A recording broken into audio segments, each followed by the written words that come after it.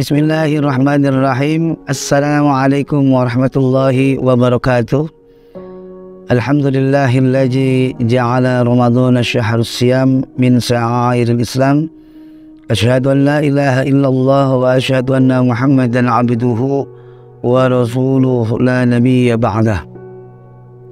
Allahumma salli wa sallim ala sayyidina wa habibina wa syafi'ina wa zuhrina wa maulana Muhammadin wa ala alihi wa ashabihi ajma'in, amma ba'd.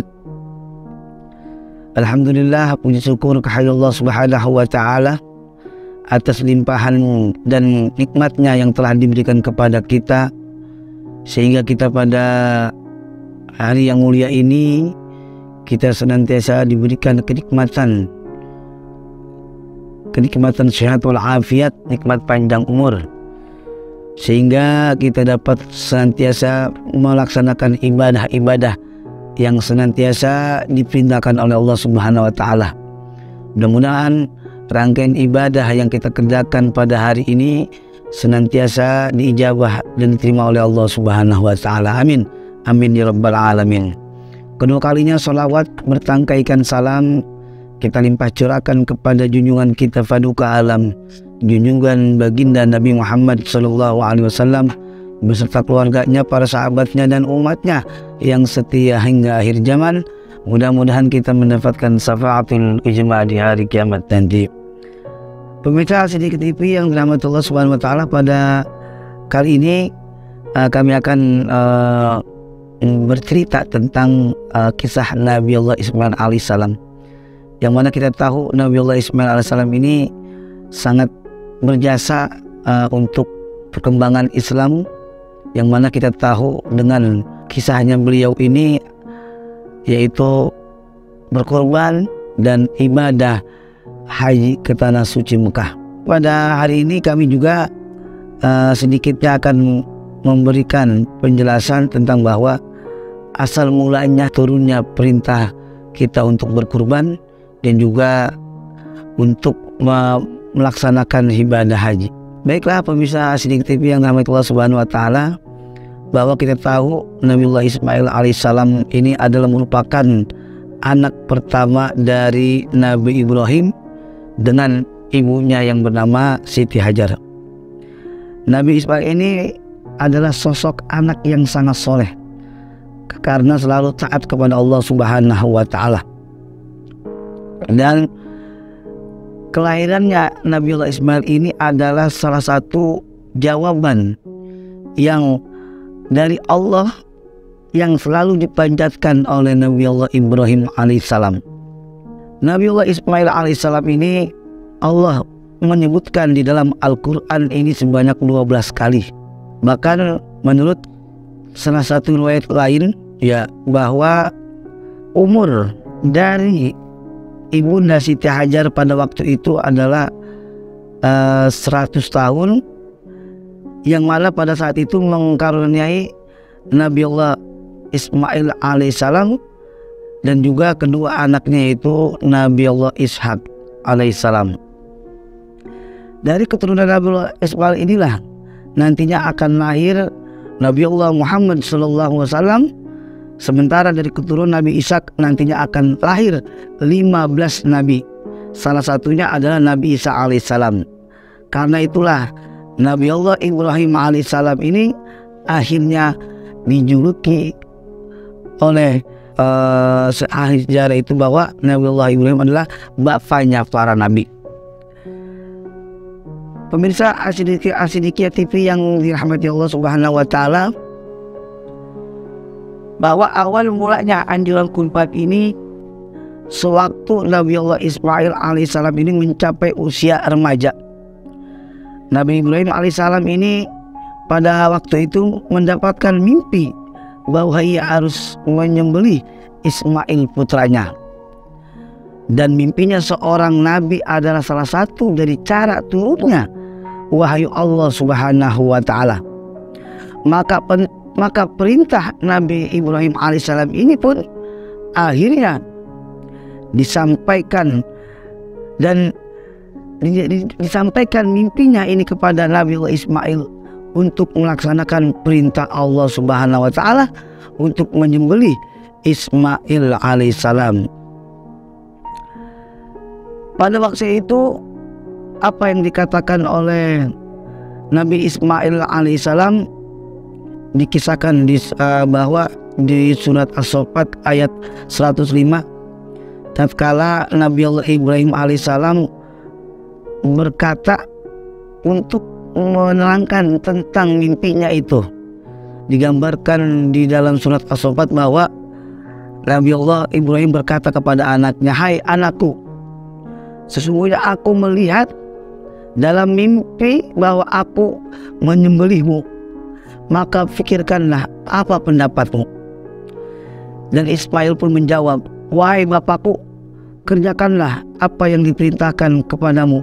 Insya Allah engkau akan mendapatiku termasuk orang yang sabar." Pemirsa As-Siddiqiyah TV yang dirahmati Allah Subhanahu wa taala, Nabi Ismail meminta ayahnya untuk mengerjakan apa yang Allah perintahkan, dan beliau berjanji kepada ayahnya akan menjadi seorang yang sabar dalam menjalani perintah itu. Sungguh mulia sifat Nabi Ismail alaihissalam. Allah memujinya di dalam Al-Quran dalam surat Al-Maryam ayat 54. Dan ceritakanlah hai Muhammad kepada mereka kisah Ismail alaihissalam yang tersebut di dalam Al-Quran.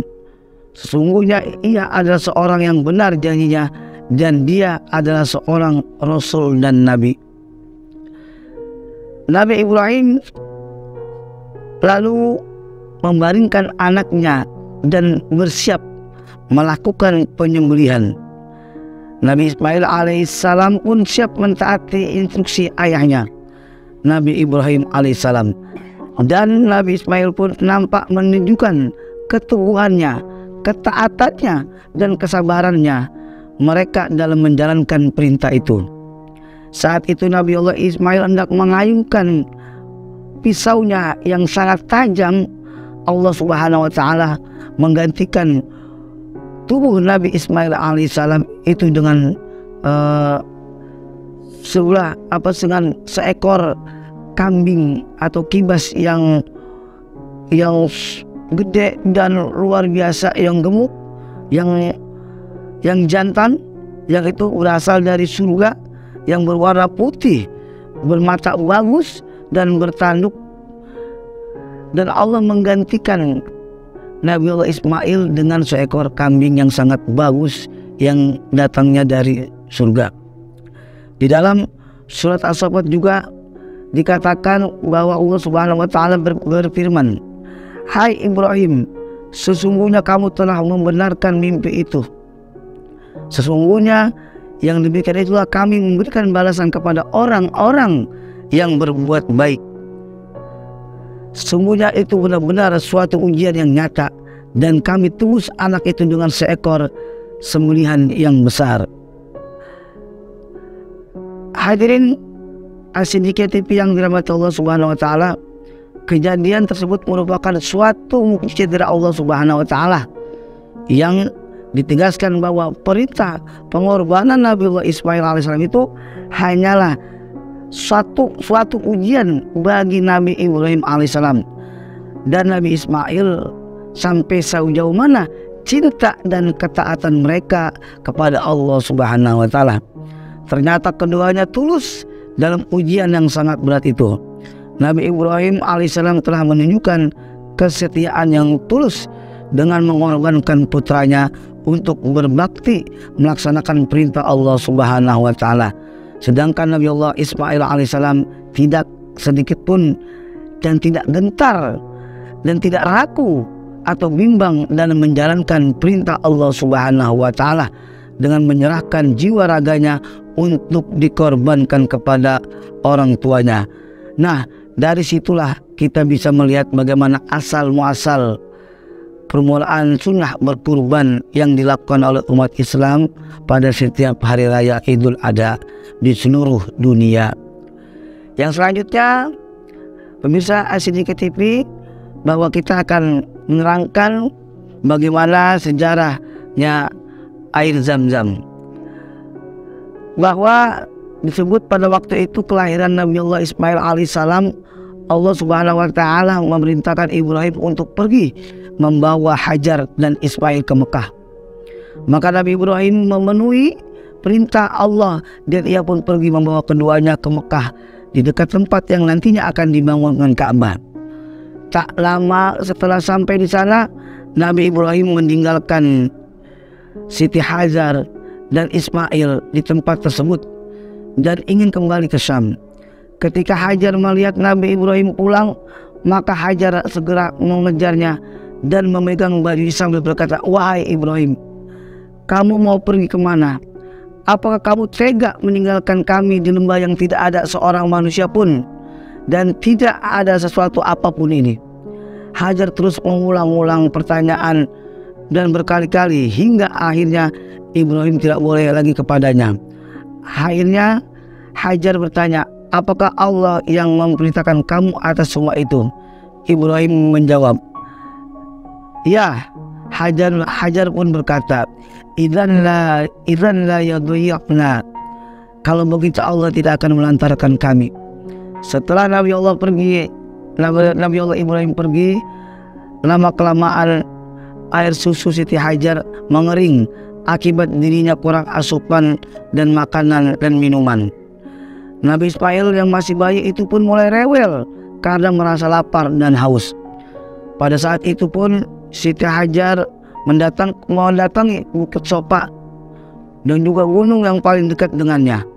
Namun di sana ia tak menemukan satu titik mata air pun untuk dapat diminum. Lalu ia turun dari Bukit Sofa dan menuju lembah hingga sampailah di bukit yang kedua, yaitu di Bukit Marwa. Karena tidak mendapatkan apapun, Siti Hajar kemudian kembali ke Bukit Sofa lalu kembali ke Bukit Marwa. Hal itu ia lakukan selama 7 kali. Dari sinilah sejarah salah satu rukun dalam melaksanakan ibadah umroh dan haji, yaitu yang disebut dengan sa'i. Dan diriwayatkan juga bahwa selagi Hajar berada dalam keadaan tidak berdaya, hampir putus asa, Allah mengirimkan pertolongannya melalui malaikat Jibril alaihissalam. Pada saat itu malaikat Jibril alaihissalam menemui Siti Hajar dan pada saat itu tanya malaikat Jibril kepada Siti Hajar, "Siapakah sebenarnya engkau ini?" Hajar pun menjawab, "Aku adalah hamba sahaya Ibrahim." Kepada siapa engkau dititipkan di sini?" tanya malaikat Jibril. "Hanya kepada Allah," jawab Hajar. Kemudian Jibril berkata, "Jika demikian, maka engkau telah dititipkan kepada Zat yang Maha Pemurah lagi Maha Pengasih, yang akan melindungimu, mencukupi keperluanmu, hidupmu, dan tidak akan mensia-siakan kepercayaan ayah putramu kepadanya." Pada saat itu malaikat Jibril mengajak Siti Hajar ke suatu tempat dan kemudian malaikat Jibril menginjak telapak kakinya kuat-kuat di atas sana, maka muncullah air dari tempat tersebut. Itulah yang dinamakan air Zam-Zam yang hingga kini tidak pernah habis, meski selalu digunakan untuk seluruh umat muslim di dunia saat berhaji. Ada beberapa versi riwayat juga mengatakan tatkala munculnya sumur Zam-Zam, air Zam-Zam ini, bahwa tatkala Nabi Allah Ismail alaihissalam ini dalam keadaan menangis dan rewel dan dia sambil gerak-gerakan kakinya, dari situlah gerakan kakinya menempel ke tanah dan pada saat itulah keluar mata air yang disebut yaitu air Zam-Zam. Keluarnya air tersebut telah membuat burung-burung berserbangan. Hal ini menjadi perhatian dari sekelompok bangsa Arab dari suku Jurhum yang merantau dan sedang berkemah di sekitar Mekah. Mereka mengetahui bahwa jika ada burung di udara, pasti di bawahnya ada sumber air. Kemudian beberapa orang dari suku Jurhum datang untuk melihat ke lokasi tersebut. Setelah mereka melihat kebenaran yang akan adanya air, maka suku Jurhum memindahkan perkemahannya di sekitar Zam-Zam. Kehadiran dan kedatangan mereka disambut baik oleh Siti Hajar, dan adanya suku Jurhum membuat Siti Hajar tidak kesepian yang dirasakan olehnya selama ini. Hadirin pemirsa As-Siddiqiyah TV yang dirahmati Allah Subhanahu wa taala, kisah Nabi Ismail alaihissalam inilah yang menjadi awal munculnya kehidupan di Mekah. Begitulah kisah dari air Zam-Zam yang selama ini kita ketahui bahwa air yang sangat penuh barokah, air yang mana di dalamnya ini mengandung berbagai macam keberkahan yang Allah memberikan. Air Zam-Zam ini sangat luar biasa keberkahannya yang ada di dalam air Zam-Zam tersebut. Bahkan sampai saat ini pun air Zam-Zam ini tidak akan habis, tidak pernah habis. Bahkan seluruh dunia mengambil dan meminum air Zam-Zam tersebut, maka air Zam-Zam tersebut pun tidak akan habis, tidak akan kering. Dan kita meyakini bahwa air Zam-Zam ini adalah obat dari segala penyakit. Pemirsa As-Siddiqiyah TV yang dirahmati Allah Subhanahu wa taala, mungkin apabila emang ada yang kurang ataupun ada yang salah, Al-Fakir mohon dimaafkan. Yang pastinya kebenaran datangnya dari Allah dan kesalahan datangnya dari diri Al-Fakir, dan juga mudah-mudahan sedikitnya bisa bermanfaat untuk kita semuanya. Dan kami akhiri, wallahul muwaffiq ila aqwamit thoriq. Wassalamualaikum warahmatullahi wabarakatuh.